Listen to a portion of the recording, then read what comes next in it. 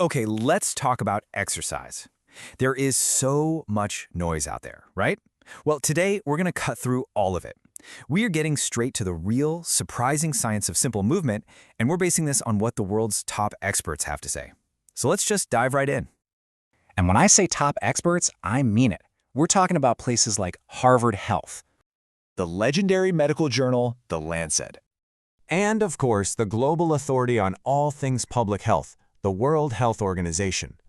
So you've got all these heavy hitters, right? The big question is, what's the one thing they all agree on? That's exactly what we're going to unpack. All right, first things first.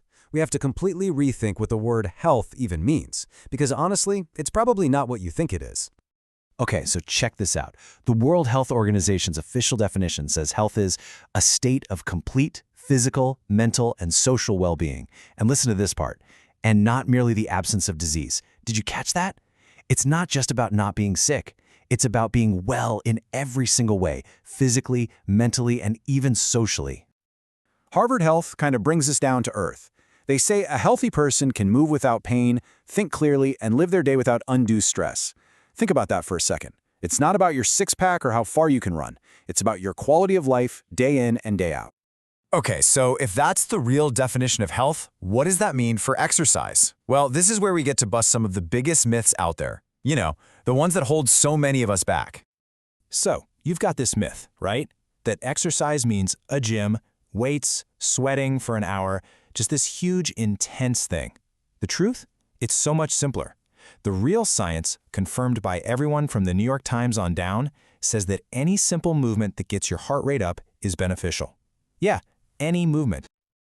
I love how the Mayo Clinic frames this. They call exercise the only medicine that is suitable for everyone, without side effects, and with a small daily dose. I mean, think about that. If a doctor could prescribe a pill that did that, it would be the biggest blockbuster drug in history.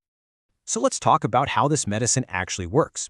Because the proven benefits of just simple, daily movement, honestly, they are absolutely staggering. You think you need an hour-long session to feel any different? Nope, not even close. Get this, just 10 minutes of movement gives your brain an immediate boost.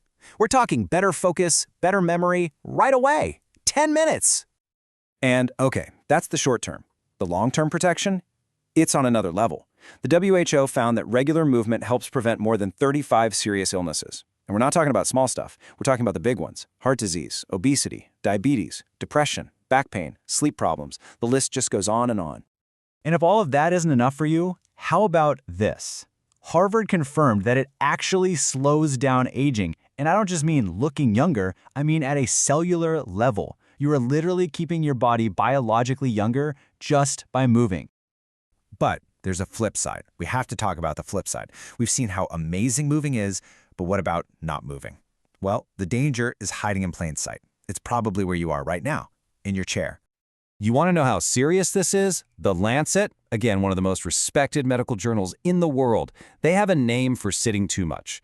They call it the silent killing habit. I mean, wow, that's not pulling any punches, is it? So why is it so bad? Well, think about it. Our bodies just weren't designed to be still all day.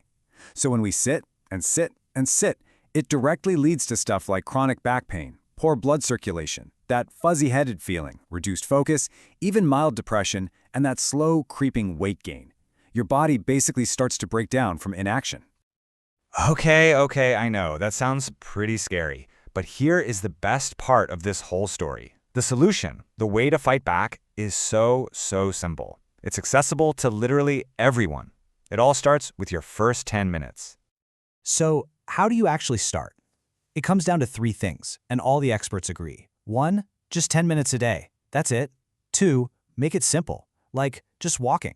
And 3, and this is maybe the most important part, consistency is way more important than intensity. It's better to walk for 10 minutes every single day than to go to the gym for 2 hours once a week and then burn out. And please, don't underestimate how powerful that simple start can be. The New York Times said that walking just 20 minutes a day can change your life more than you can possibly imagine. It's not about the one big workout, it's about the small, daily habit. Think about what this means. There are no barriers left. You don't need equipment, you don't need money for a gym, you don't need fancy clothes. All you need is a decision. So when you boil it all down, the one thing all these experts are telling us is this. Health isn't a destination, it's a lifestyle. And the backbone of that lifestyle, the thing that holds it all together, is movement.